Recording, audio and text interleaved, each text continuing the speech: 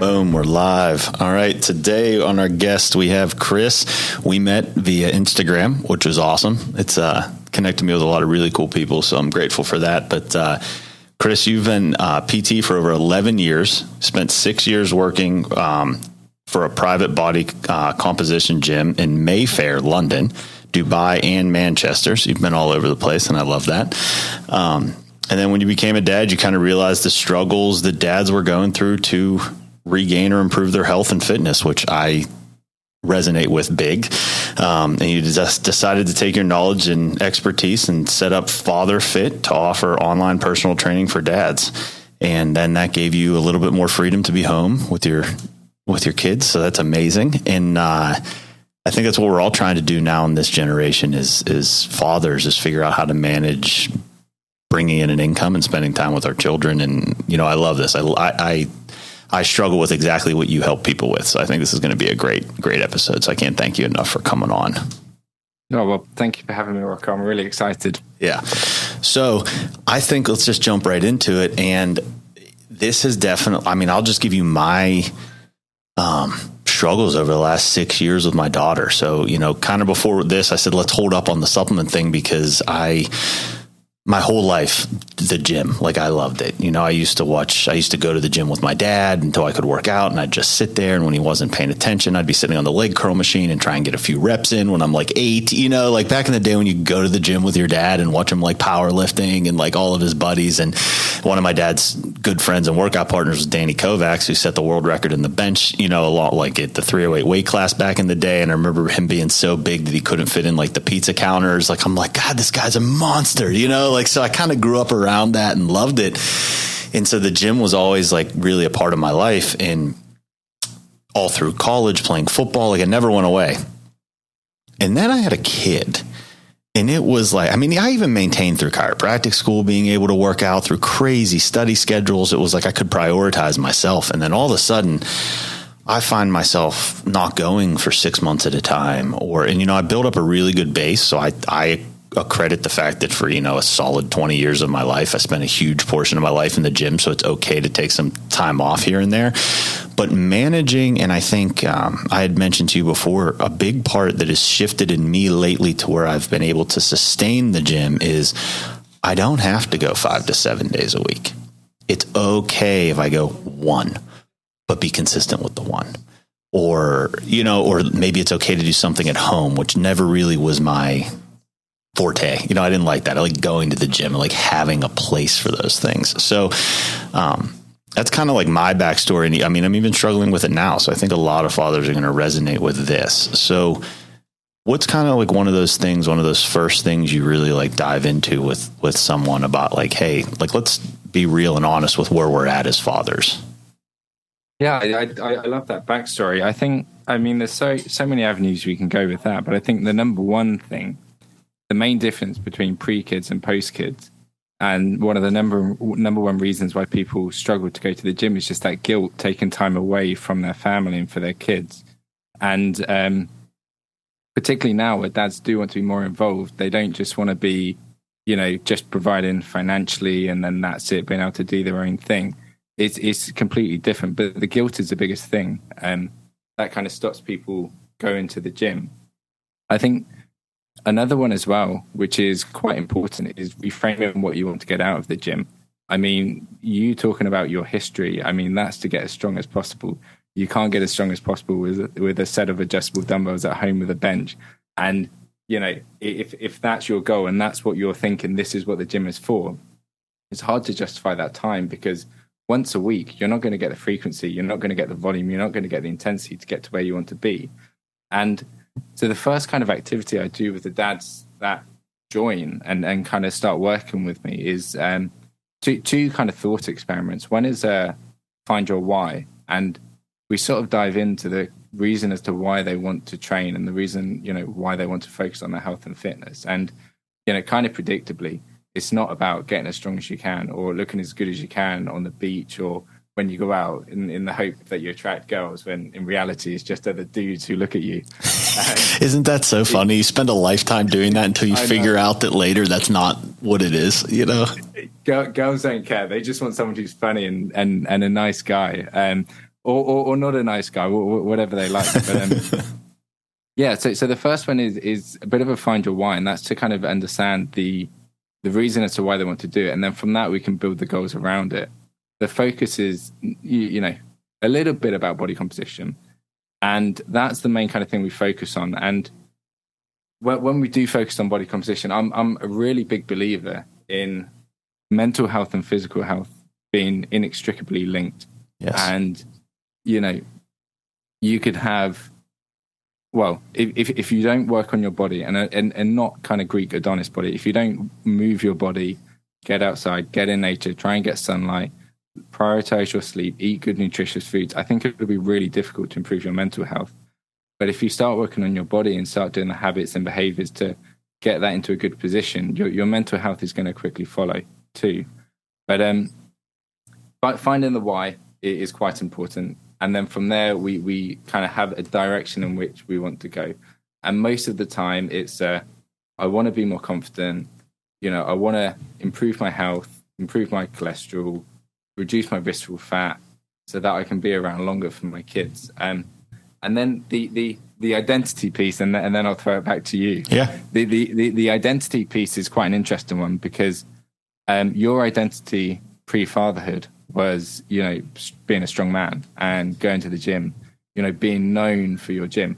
I mean, I bet when you're, you know, going through your studies, if you had the option of going out and getting drunk or going to the gym, and it was one or the other, your identity would probably drag you into the gym. And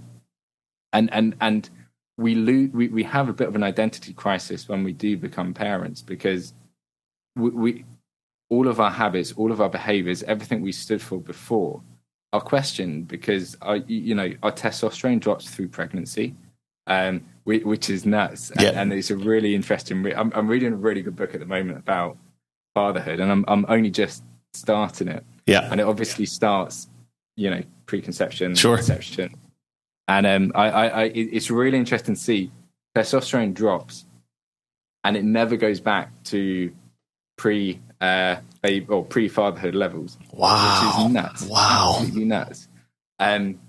But we have a bit of an identity crisis. So it's just a bit of a focus on that and thinking, what do my long-term habits want to be? What kind of person do I want to be? What kind of dad do I want to be? And, you know, a lot of the times it's things like, okay, is this behavior going to line up with the person that I want to be? And if it's something like drinking 1 or 2 bottles of wine at the weekend, is that in line with who I want to be? Probably not. Okay, we've got a behavior we want to change. And it's starting off from there, the psychological aspect, giving them the knowledge and information and accountability to do the physical things. And then from there, every journey is unique, different challenges, different jobs, different amount of kids, different commitments to those kids. And then it's just working through the solutions, which is the exciting part. Yes. I actually want to stick on the identity first. You hit 3, the mental health, the confidence, and the identity. All, I think, linked together, of course, nothing separate. Yes. But the identity and the drop of testosterone is actually pretty interesting, because I just had a conversation the other day with one of my friends. I saw a TikTok where this guy was mountain biking and a drone was following him. And obviously he was an expert mountain biker. Like, it wasn't just someone out there like on a weekend, you know, he was like a Red Bull mountain biker or whatever. But it was so intense and it looked so fun. But I sent it to her and I was like, hey, I've changed, because pre my daughter, I would have been like, hey, I think I want to go try this, you know? And now I look at it and I'm like, nah, not worth it. Like, so many things could go wrong. And then what happens? And like, I'm calculating all these things in the back of my mind with what would happen with my daughter, or this or that. Is this a smart decision? Isn't this a smart decision? And it's fascinating. That the testosterone never comes back up. And I wonder if that plays a role in making you less willing to take certain risks that you would normally have taken as a single person who doesn't have people depending on you. I think so, 100%, definitely. But interestingly, they think evolutionarily, the reason for the drop in testosterone is so the male doesn't go off and find other mating partners. Oh, that's interesting. Because I'll probably butcher the details a little bit, but it's our gestation period for the size of our brain is much shorter than what it should be. If I recall correctly, it should be 18 months. But when we became bipedal, so we started walking, female hips narrowed. And so we then had this issue where our babies couldn't develop to the extent they needed to safely within the human body without having risk to death from the mother from coming out of the body. Okay. And so we had to find a way to kind of make sure that we could look after the babies when they're here. And then that's where the men that would stick around because their testosterone dropped would then stick around, and they'd be able to look after the mum, they'd be able to look after the baby, and they'd be able to increase the survival rates. And so those genes would have been passed on. And that's why they think testosterone dropped. That's fascinating. But it's risk taking. It's the same thing, right? Leaving and finding another mate is another risk. So it's all to do with risk taking. And I totally agree. Rather ironically, I set Father Fit up when my wife was 5 months pregnant with Poppy, our youngest daughter. So, you know, a huge risk going from a secure job with a secure position to doing an online business, which seems, you know, it's not tangible, right? It's online. Yep. So ironically with that, I actually jumped to do that. But more life or death situations, 100%. You look at those and you're just like, it's not worth it. If I go, you know, who's going to support my kids? Yeah, it's definitely very. I'm seeing it more now than ever, especially because I was pretty unhinged when I was a single man. Like I would go for all the things, you know. I mean, it was a blast, but I wouldn't do a tenth of what I did then, you know. And I think that's where people look back now and they say things like, you know, sometimes they regret or whatever. And it's like, I don't actually regret anything I did. I enjoyed it. It brought me exactly to where I am. I think it's amazing. I was a different person. I didn't have Sloan. If I had Sloan back then, I probably wouldn't have done those things because it would have been okay. And this actually bringing up again the confidence aspect. I was talking, so I had my daughter's jiu-jitsu instructor on the other day, and we're in an amazing studio with a lot of like all women instructors, and you know she's in a group with women, and that was important for me to find because I mean we tend to prefer same-sex, you know, relationships all through life until you hit puberty, and then you go, well, wait a second, she's kind of cute, you know, like that's how we work. And so I didn't want to toss her into a jiu-jitsu studio with, you know, 10 boys and be like, here, baby girl, figure it out. You're already uncomfortable because you don't know how to do it. Now you're going to be rolling with boys that you don't really want to be doing this with. But she brought up a good aspect of confidence and how, you know, a big thing for her is to like develop confidence and knowing that like you can handle whatever the situation is. And I think that goes back to why it's so important to take care of your body, because it builds your confidence as a man. And then that bleeds into your son or daughter seeing what a confident human being looks like. I've seen and sat in meetings with parents or parent-teacher things where it's like a group of people, and I've seen people saying basically that they want their child to be more confident. And then I look at the parent saying that they want their child to be more confident, and I'm like, they don't know what it looks like because they've never seen you be confident.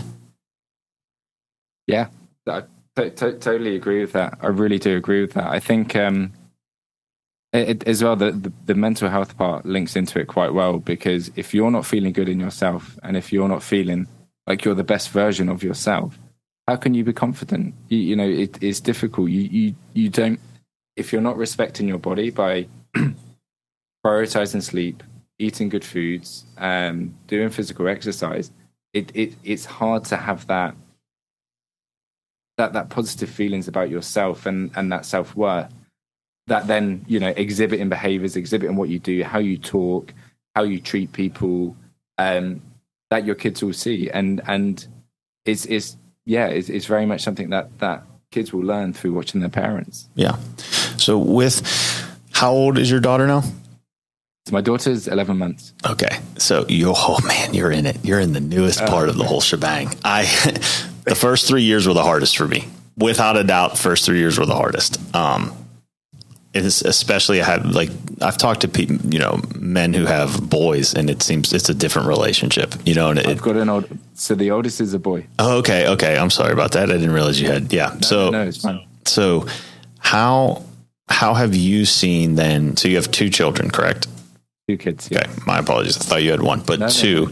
So how have you seen then the difference already in just 11 months in the interaction and what it's like for you mentally being like, okay, this is a boy. Okay, this is a girl. So there's one thing that's a little bit different, and it's with Bo. So Bo's my son. I know that's a name that can be used for both boy and girl, so I'll clarify that so it's clear. So with Bo, I was working in a gym, so I wasn't home for a lot of it. So one of the biggest differences between the relationship between Bo and I and Poppy and I at 11 months is just the time we spent together. Now where I work from home, I work for myself. I always make sure I have at least 1-2 hours every single day to spend with them playing. I love that. Oh, it's so important. Yes. There's something we can talk about. I think aiming for happiness is the wrong thing to aim for. I think you should aim for purpose and joy. And there's little things people can do and prioritize day to day that will add up over time. And we can talk about that as well if you'd like to. That's a really good segue. Let's just go right into that. Let's go right into that, because I think that I want to go right into that because that's big on my mind right now. And I think it's big on a lot of people's mind. And I do often say things like my goal is to raise a happy adult. But now maybe I'm going to reframe that after talking to you. So this is my favorite part of the podcast is I get to learn every single day. So yeah, please share. Cool. Okay. So, I think happiness is the wrong goal because happiness is an emotion. It comes and it goes, and you can't be happy all of the time. If somebody were to be happy all the time, there's no perspective. There's nothing relative to it. So you just become flat. Positive, flat, fine. Yeah. But if there's no fluctuations from that, you're probably not challenging yourself. So it's not really I don't want to say productive life. I don't think that's quite the right word, but it's not a life that is driving forwards or, impacting people, not massive amounts of people, just, it could just be a close-knit community. I think from my opinion and the way I work is you've got 2 things you want to aim for. One is purpose and one is pockets of joy. So purpose is having something that's worthwhile, a bigger cause that you're working towards. But for me, it's obviously helping as many dads get healthy as they can. One of the big drivers for that for me is I know if I can get a dad healthy, that's going to trickle down to the entire family. The amount of messages I've had from dads, and they've said, my kids are doing exercises. I do press ups, the kids jump on my back, or they do press ups with me. They say, Daddy, let's exercise. It normalizes exercise. It's such an important part. So, but for me, purpose is one of the big things. That's one thing, and that's kind of the North Star which people should aim for. It doesn't have to be what people have as their 9 to 5 or their day job or what they do. It could be a side project. Your purpose could be, I just want to be the best dad that I can be. That's a very worthy purpose. Not everybody's going to change the world. There's only one Elon Musk. Sure. You just need to affect the people that you want to affect. And for me, it's anyone who wants to, be a better dad, be a healthier dad, and my family. And then joy is the other one. But I think with joy, you can be very deliberate about it, but you have to be intentional with it. And you have to think, okay, what moments day to day bring me joy? And for me, it's playing with Bo and Poppy, going for a walk with Katie, my wife, Bo and Poppy as well. And we always make sure we do that. Unless there's a storm. And the last 2 weeks, honestly, it's been so stormy here. It's been terrible. But we always do that. And the other one for me is my morning coffee. I love coffee. And yes. I will just sit there and I've got a really nice espresso machine. So I'm a bit of a coffee snob. I make proper coffee. But I'll sit there, I'll make Bo breakfast, I'll make my coffee, and I'll sit there, enjoy my coffee, have a toddler conversation with Bo. And I'll do that every single day. And for me, that's one of my pockets of joy. Now, I could have the most stressful day with my work going.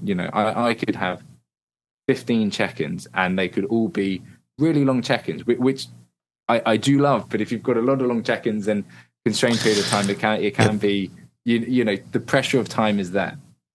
But I know I've got those moments. And for me, I know my worst day is a pretty good day because I've still got 3 things that I'm going to do that I'm going to enjoy. And I think that's quite important. The individual aspect of it as well. And one thing I talk to my clients, I'm really big with journaling. And I think people need to do different types of journaling depending on what they want to get out of it. If I've got a client, somebody I'm working with, and they're quite negative, they're quite self-deprecating, they will, say they've had a really bad week, and I'll look at the data and it's not that bad, then we can do something like a gratitude diary where, just write in 3 things you're grateful for.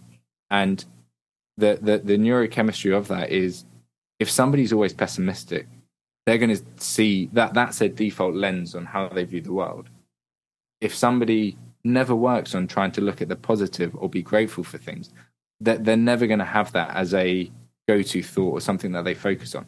And that's not going to lead to a life that is kind of net positive or kind of optimistic.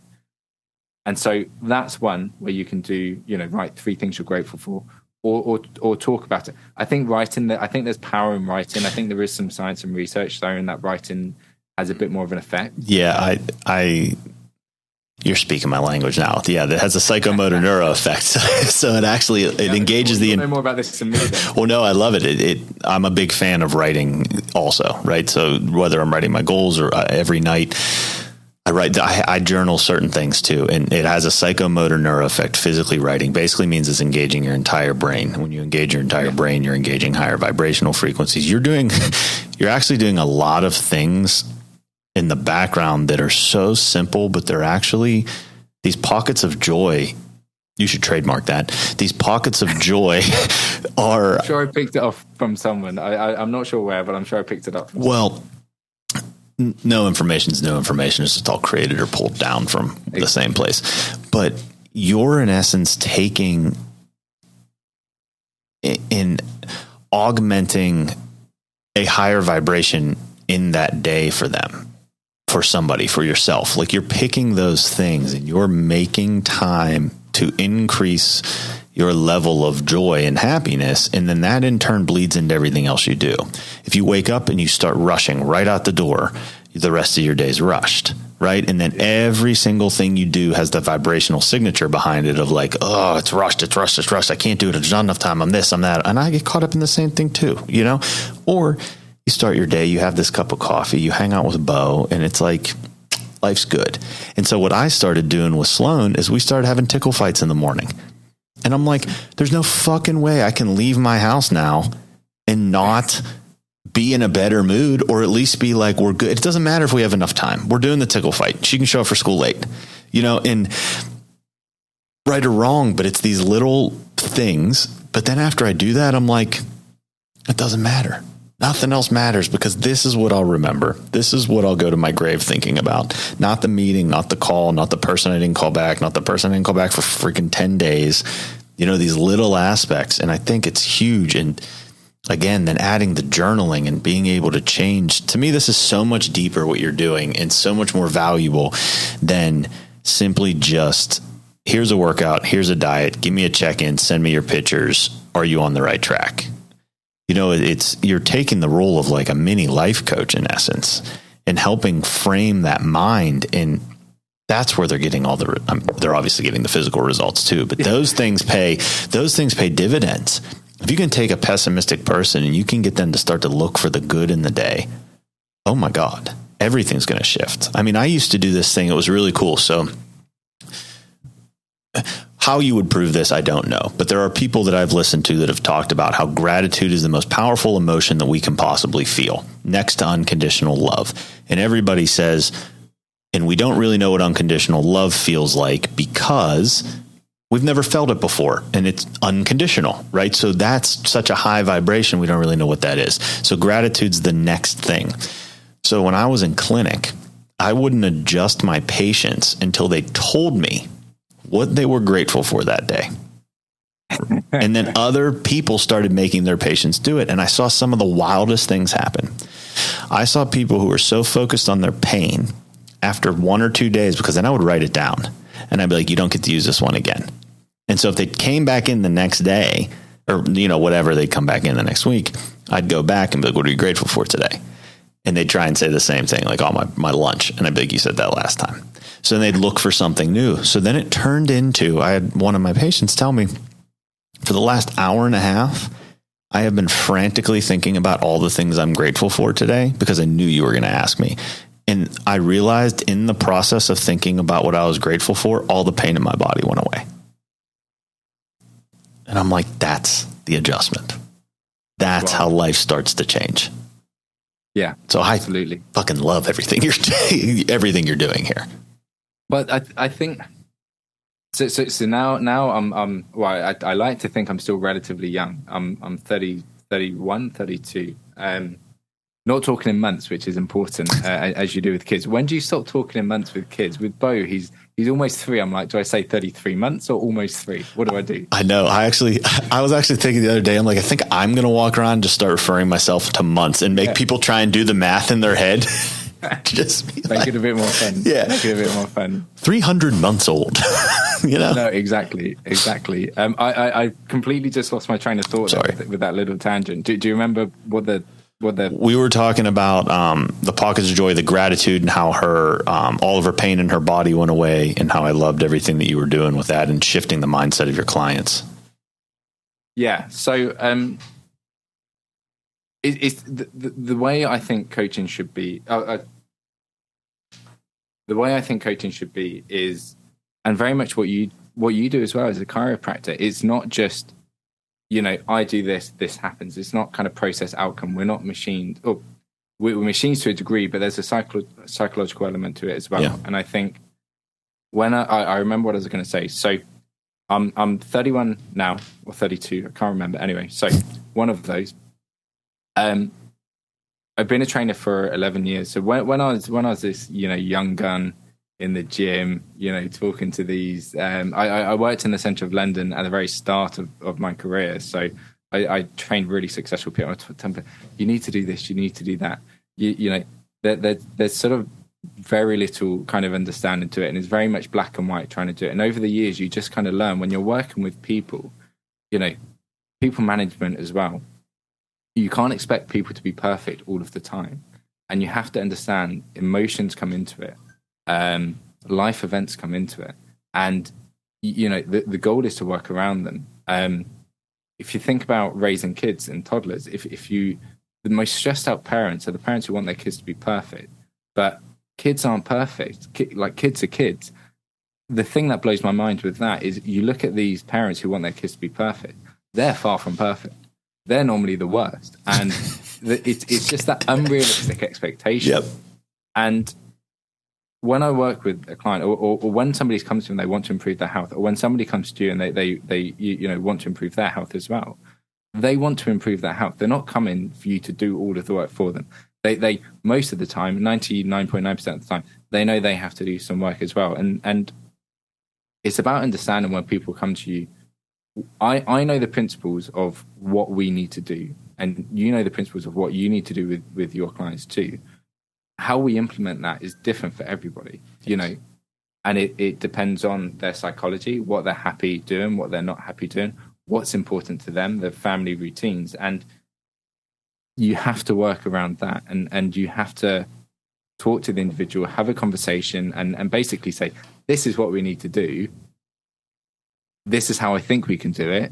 Do you think that works for you? And then sort of work it from there. But it's the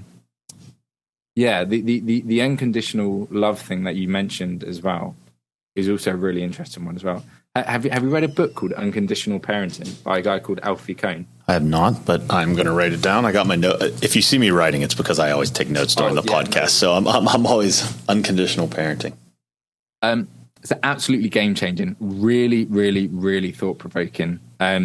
So the other link I make between kind of my coaching and parenting, which I love doing, and I love working with dads, because you just, every analogy is a dad and a toddler analogy. And it's just like, well, if you think a kid eats loads of ice creams, how do you think they'll feel? Okay, what do you think it does for you? Really fun. Anyway, so this book, Unconditional Parenting, it talks about giving your kid unconditional love. And it's this, 250-page book that goes through, this is essentially what unconditional love is.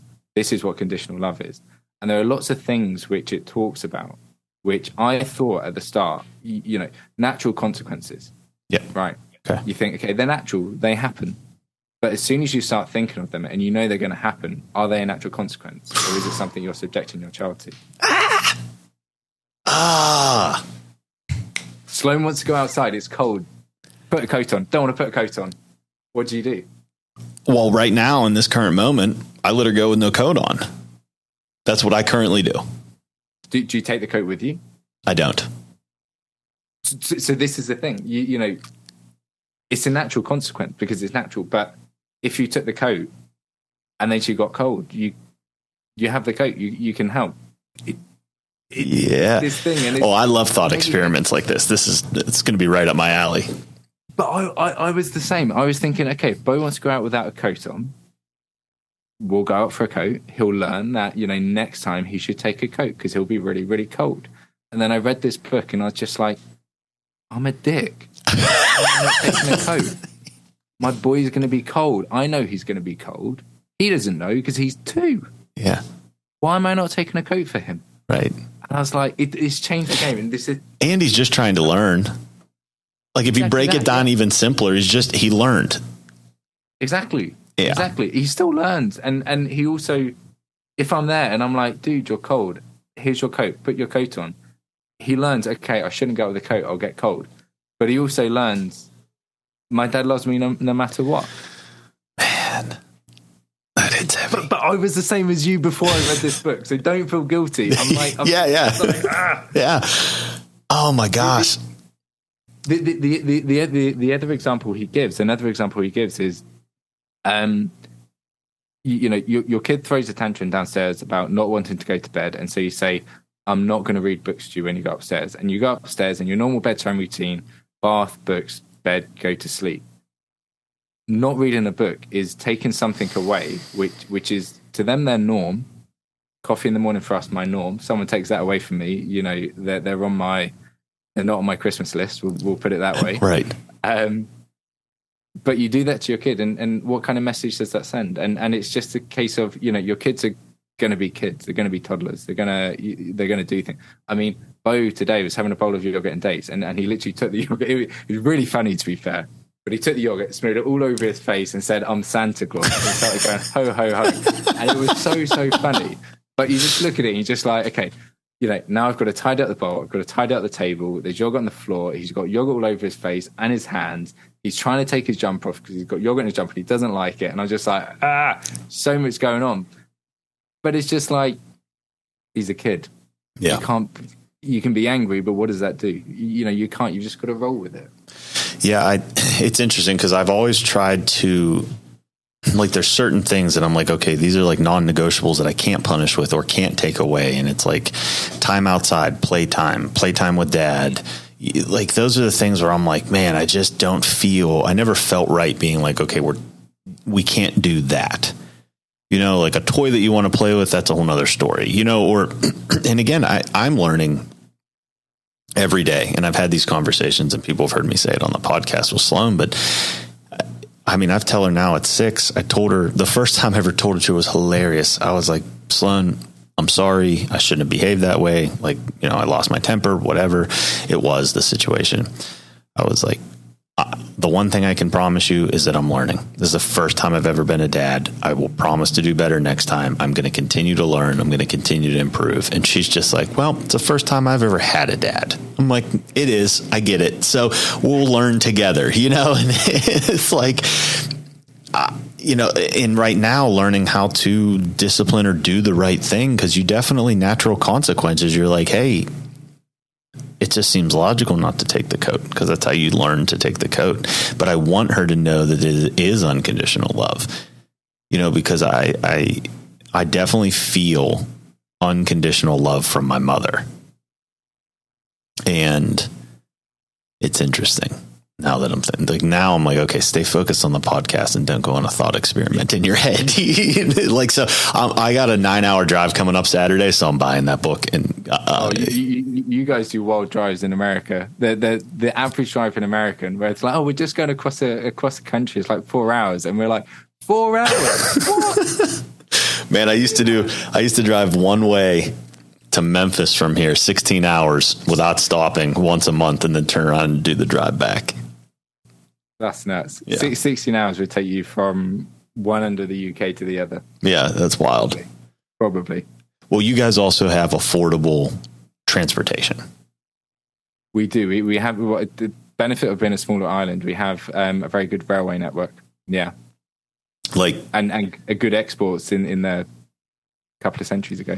Yeah. I mean, my sister went to, I think she spent 4 months in London, and she traveled all over the place. She went to Amsterdam and everywhere. She's like, that's $30 to go here, $40 to go here. I'm like, I can't get home to Pennsylvania for less than $500 just for the plane tickets for me and my daughter. I'm like, that's insanity. It's, it's crazy. Yeah. So it's definitely a little different here. We've gotten used to driving, but hey, I get to crush podcast. I finished Arnold Schwarzenegger's audiobook. I'm about to finish the Be Useful book. I'm like, it's all right. I get to learn, you make the best of it. Absolutely. All right. So then in terms, now that we kind of went on that, I do want to go back to, the difference between Bo and Poppy. Yes. What are you noticing? What are the struggles for you, and how are you sort of overcoming them? Because obviously I would imagine if I ever decided to have another child, it's going to be a teeny bit easier round 2, because I've kind of did the trial run, which is kind of what's, it's so interesting. I guess when you think about it, it's like, okay, everything I've done in my life and everything anybody does, you learn by doing. So you fuck up, you fail, you get better. You fuck up, you fail, you get better. That's the cycle of life. But with a child, you have this thought process of like, I can't fuck up and fail because it's a one-shot thing, And so then that's how I feel with one. And then the second comes along and, you're a little bit better, I suppose. Well, I think the initial struggle with one, at least for us, the initial struggle was all of the fiddly bits, doing poppers up on baby grows. Oh man! Now hold on. What is that? So baby grow like a vest, and then you've got little poppers which you just pop on. Okay.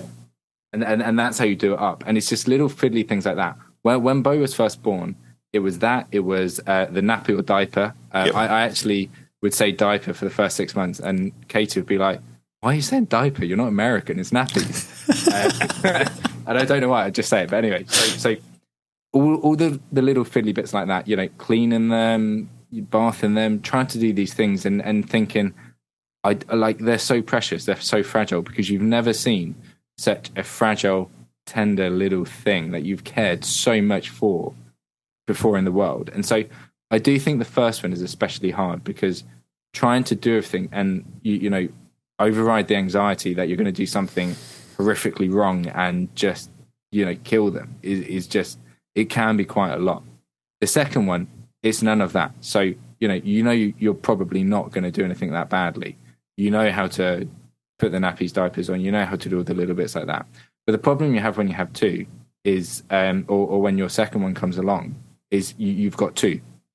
You've also got to keep a toddler alive as well as a baby alive. So you can sort of man mark that the people that I really admire are those that have 3 or more. One of my good friends down here has 7.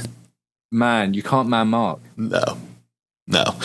But I will say it's a self-regulating ecosystem at that point, because they're so diverse in age.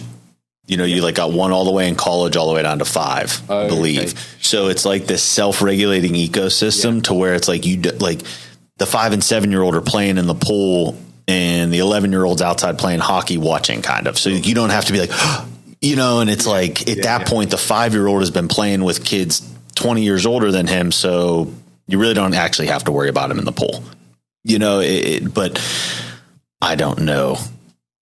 I don't know if I can handle it on a regular basis. But they also say, and one of the experiences I've had is they say, oh, when you have a child, part of your heart is then outside of your body. And I felt that. You can't control that part of your heart. Yeah. And if it's so hard that we had a holiday to Spain, and Bo ran into the door, slapped it. It was really, really funny. And so I encouraged him to do it again.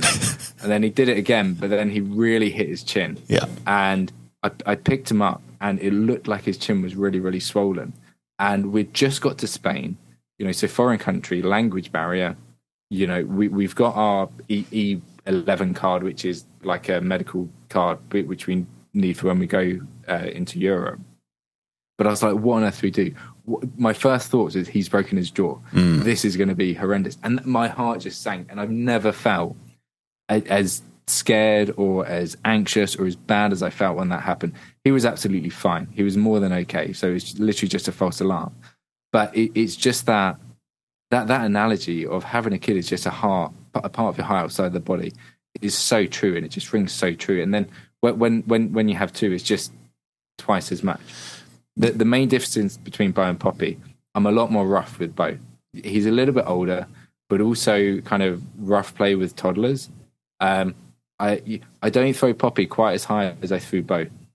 She smiles when I throw her, which is what I'm looking for. But I don't want her to fall as far. Yeah.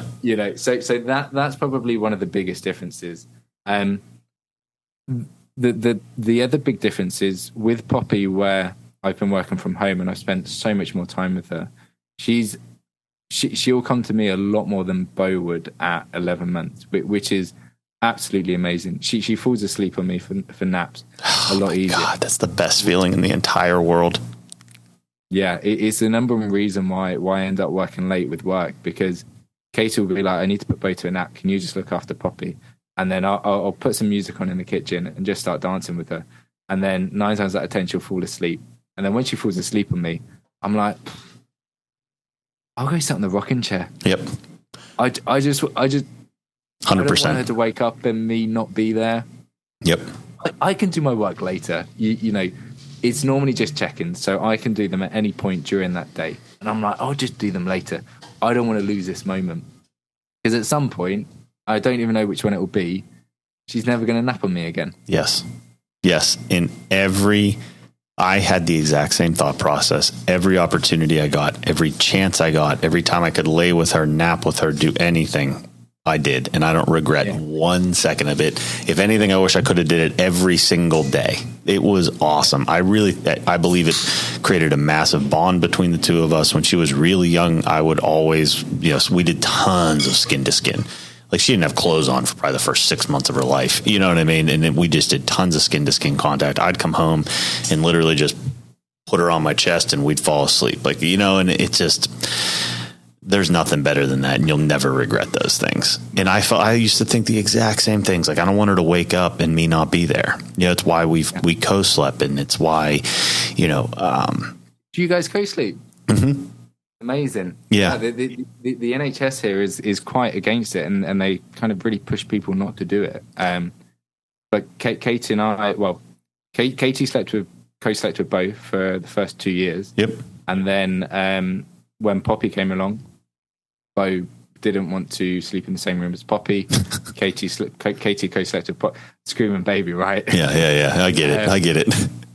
So do I. And that's when Dad was cool, Dad was up, and I've co-slept with Bo since, and love it, absolutely love it. I love it. It's we do it. All the negatives they tell you about aren't really negatives. They aren't like, oh, you're going to roll over on your kid. Okay, no, you're literally hardwired and built with a system not to make that happen. Then if you really probably peel back the true research, was the person that did that drunk or high or inebriated? Let's really pull back the thing. If you're of sober mind and you're a conscious parent, that's not going to happen. I promise you. You're so connected. And I mean, without getting into the things I know, but we'll touch on it real quick here, your spinal cord actually vibrates at such a specific frequency to who you are. It's a better identifier than your fingerprint. So it has a very specific acoustic pattern to it the more time you spend with a human being, the more that those patterns will start to entrain off of each other. So they'll start to come very close together. We know that the spinal cord holds everything. It is our life, right? And if that vibration can start to entrain off another, you hence don't roll over on top of your kid because it's an extension of you, you know? Yeah. But that bond gets deeper and stronger the more time you spend together. And there's a lot of, you know, I've read some old metaphysical teachings and people like that are like, if you want your relationship to be good with your wife, you should sleep back to back in a twin size bed. Literally have your spines touching. So pay attention when you're sleeping with Bo, how often at night you guys end up back to back. Yeah. And see like nature, like do its thing. Because Sloan and I will still end up that way. You know, it's pretty fascinating. And then, of course, we'll roll over. She'll want to cuddle, put her head on my chest, whatever. But bonding that way is even, to me, it was like, even if I've had a crazy 12-hour day, I can come home, I can get in bed, I can cuddle, and we can be connected during that time. And it's awesome. So I'm a huge, huge, huge proponent of co-sleeping. Yeah. Another pocket of joy as well. Yes. A huge pocket of joy. Yeah, exactly. I mean, I would literally rush home to try and get there for a nap, you know, like if I could. Like it was like, yes, I want to do this. It's amazing. Like it's an awesome time. That little squishy, there's a squishy. Yeah. Yeah. It's, amazing. Amazing. And it's funny though. Go ahead. No, I was just going to say, one of the other kind of light bulb memories I have when we brought Poppy home is when you have one, he or she is the smallest thing in the world and the most adorable thing. And even Bo was nearly 2 when Poppy was born. So small, like incredible, so fragile. You look at his fingers and you're just like, they're so dainty. Look at you, you're incredible. Brought Poppy home, or Katie gives birth to Poppy. Come home with Poppy. We had a home birth for Bo, and then with Poppy, we planned on it, and then we thought Bo will just try and shove a fire truck in Katie's face when she's in labour. So we thought we'll go into a maternity-led unit. So we ended up going in. But when we come home, you've got this newborn who's tiny, and then the first time you see your toddler, you're like, whoa, where'd you get so big? You're massive. Your hands are gross. They're huge. And that's probably the other thing. You look at them and you're just like, wow, you're not actually that small now. You are small. Yeah. And that's probably the other kind of big thing between the two. Yeah. Did you always know you wanted to do like the home births and co-sleeping, or did that kind of just happen? Because you said it's kind of advised against. It's advised against here in America too, because what made you kind of make those decisions? It's mainly my wife who's kind of looked into it. Katie's really good with that. She's absolutely incredible, and I couldn't ask for a better partner, to be honest with you. Her priority is our health and what's best for us, and that's kind of the number one thing for her. I love that. If you think for a 5-month pregnant mum with a toddler, to be comfortable with your husband quitting his job to start an online business is, you know, you take a couple of deep breaths, right? But she knew the upside of it, not just for me personally, because for me it was, I found it really difficult being away from Bo for so long during the day. But her priority has always been our health. So she'll look into things and she'll read things.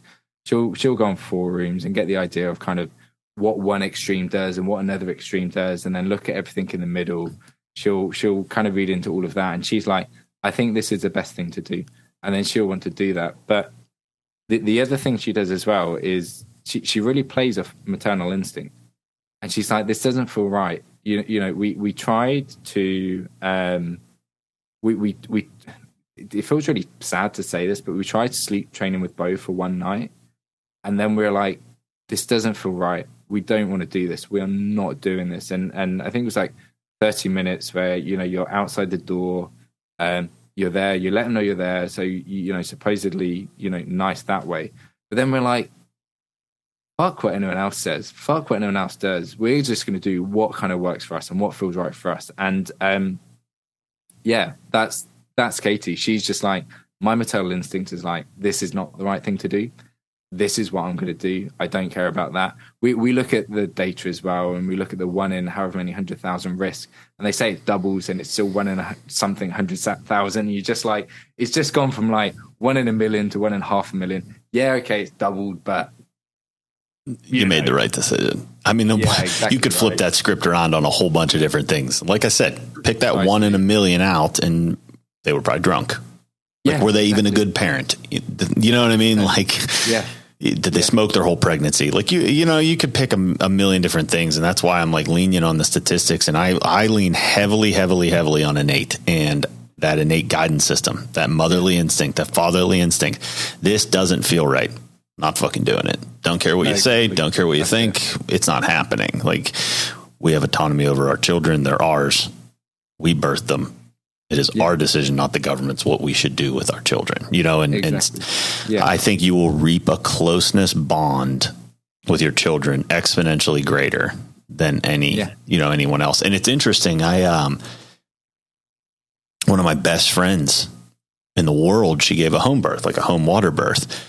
They had every intention of co-sleeping forever. And their daughter's like, I want the crib.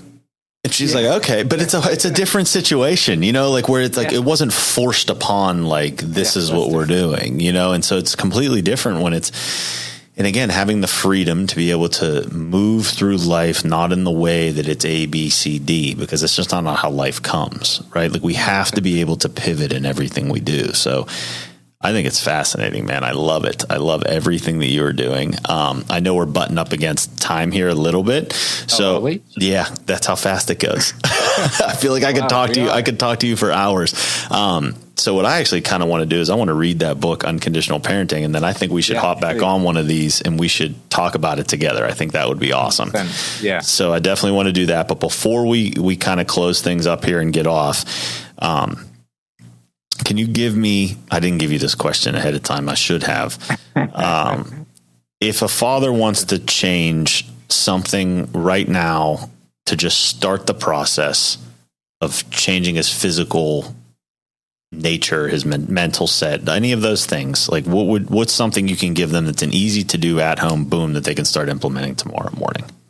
Oh, walk more and prioritize sleep. My man, we are like the same brain, just in different countries. Yeah, but I mean, I think on that, it's a good thing to talk about kind of what the goal is. I know we kind of briefly touched on it earlier with the identity and the find your why, but I mean, we're not training to be Olympic athletes. We're not training for this massive event, except for the Father's Day sports race at school. I don't know if you guys have that. We don't have that. The dads will race at sports day. I mean, it's sort of a big thing in the UK. Well, I think it's a big thing. I don't know. It's a big thing to me. Okay. Because I don't want to lose it. Okay. But anyway, if you think about now, like what are you training for? You're not training for this specific event. You might pick a half marathon or something like that, but you're training so that you can play on the floor with your kid and be present, not be distracted, to not hurt your back when you're on the floor with them. And that doesn't require spending hours and hours and hours and hours in the gym.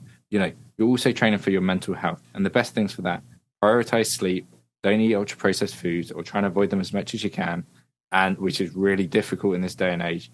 And just move your body. They're the most important things to do, I think. I love it. But first level. Yeah, first level. Loads of different levels. But if you don't do the first, there's no point focusing on the rest. Oh, I love that. All right. So tell everybody where they can find you and how they can work with you, because I think a lot of people are going to be interested in this, because your approach is just so much different. It's just very, calm and not like, I love it. I love it so much. So I think a lot of people are going to want to reach out to you. So please give them the information where they can find you. Sure. Well, the way I kind of frame my coaching is, you've got like conscious parenting. I think my coaching is like conscious coaching, where you look at the individual and everything going on and everything like that. So my Instagram is @FatherFitPT. That's probably the best place. Believe it or not, before FatherFit, I hated social media. I saw no value in it. I was just like, this isn't something for me. I would every month I'd write a post out, put a photo, and be like, nobody cares, and not post it. But one thing that I've loved from social media, and I didn't realize at the time, and I'll happily admit that I was wrong about it, are the conversations and the connections you make with people. And it, above and beyond, makes it more than worth it. the amount of people I've spoken to in my messages, not people who haven't even signed up with me, and I've got no intention of that. If they do, great, I can't wait. But if they don't, it's a great time for both of us. So yeah.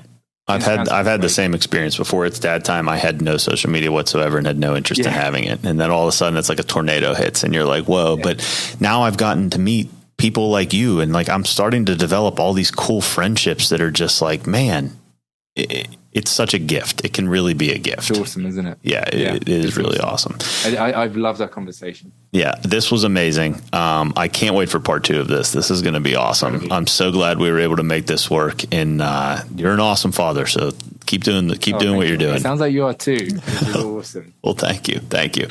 All right, so we're going to sign off now, and everybody have an amazing day.